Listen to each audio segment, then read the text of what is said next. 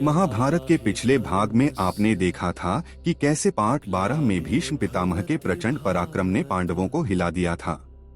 पांडवों के शिविर में चिंता का माहौल था, क्योंकि वो जानते थे कि जब तक भीष्म जीवित हैं, जीत आसान नहीं।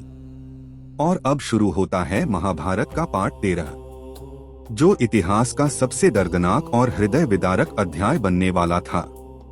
कुरुक्षेत्र की धरती पर एक नई सुबह हुई, लेकिन ये सुबह शांति नहीं, विनाश का संकेत लेकर आई थी। कौरवों ने रची एक ऐसी रणनीति जिसने पूरे युद्ध का रुख बदल दिया। उस रणनीति का नाम था चक्रव्यूह। एक ऐसा युद्ध चक्र जिसमें प्रवेश करना तो संभव था, लेकिन उससे बाहर निकलना लगभग असंभव था। ये केवल युद्ध नहीं था, ये एक ऐसा जाल था जिसमें फंसकर सबसे बड़े योद्धा भी हार मान जाते थे। उस दिन अर्जुन को युद्ध भूमि से दूर भेज दिया गया ताकि पांडव सेना कमजोर पड़ जाए। कौरवों की चाल बिल्कुल सटीक थी। अब पांडवों के सामने सबसे बड़ा सवाल था, कौन तोड़ेगा इस चक्रव्यूह को। पूरी सेना में सन्नाटा छा गया, किसी के पास इसका उत्तर नहीं था। तभी आगे बढ़ा एक युवा योद्धा जिसकी आंखों में आत्मविश्वास था और दिल में केवल धर्म।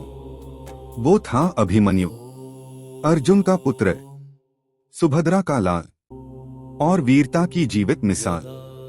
अभिमन्यु ने शांत स्वर में कहा, मुझे चक्रव्यूह में प्रवेश करना आता है। ये सुनकर सभी चौंक गए, लेकिन अगला वाक्य और भी भारी था, लेकिन मुझे बाहर निकलने का तरीका नहीं पता। एक पल के लिए सब कुछ थम गया। ये निर्णय आसान नहीं था। ये सिर्फ युद्ध नहीं, ये जीवन और मृत्यु के बीच का चुनाव था। लेकिन धर्म के लिए, कर्तव्य के लिए और अपने परिवार के सम्मान के लिए अभिमन्यु ने बिना डरे उस चक्रव्यूह में प्रवेश करने का निर्णय लिया। और फिर वो क्षण आया जब अभिमन्यु ने अपने रथ को आगे बढ़ाया। जैसे ही उसने चक्रव्यूह में कदम रखा, पूरा युद्ध भूमि कांप उठा। उसके तीरों की गति, उसकी तलवार की धार और उसका साहस, सब कुछ अद्भुत था। उसने अकेले ही कौरव सेना के कई महारथियों को चुनौती दी। दुर्योधन तक भी घबरा गया, क्योंकि एक युवा योद्धा पूरी सेना पर भारी पड़ रहा था। अभिमन्यु आगे बढ़ता गया, एक एक परत को तोड़ता गया। उसके सामने जो भी आया वो टिक नहीं पाया। उसकी वीरता देखकर मित्रों के चेहरे पर गर्व था और शत्रुओं के दिल में भय। लेकिन जैसे जैसे वो अंदर जाता गया, हालात बदलते गए। अब शुरू हुआ अधर्म का खेल।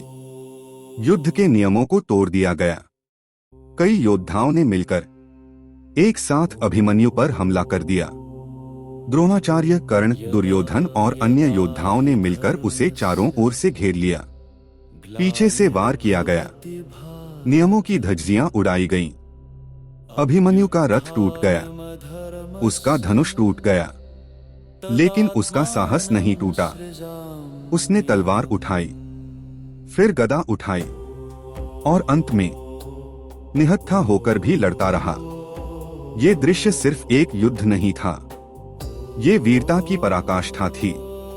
अभिमन्यु आखिरी सांस तक लड़ता रहा। हर वार के साथ उसने इतिहास में अपना नाम और गहरा लिख दिया। लेकिन अंत में अधर्म की भीड़ के सामने एक अकेला वीर गिर गया। अभिमन्यु वीरगति को प्राप्त हुआ। पूरा कुरुक्षेत्र एक पल के लिए शांत हो गया। हवा भी जैसे थम गई। ये सिर्फ एक योद्धा की मृत्यु नहीं थी, ये पांडवों के दिल का एक हिस्सा टूटने जैसा था। जब अर्जुन को ये खबर मिली, उसका हृदय क्रोध और शोक से भर गया। उसने प्रतिज्ञा ली, मैं कल सूर्यास्त से पहले जयद्रथ का वध करूंगा, नहीं तो अग्नि में समा जाऊंगा। और यहीं से महाभारत का युद्ध और भी भयंकर मोड़ लेता है। ये सिर्फ एक कहानी नहीं थी, ये थी साहस, बलिदान और धर्म की सबसे बड़ी मिसाल।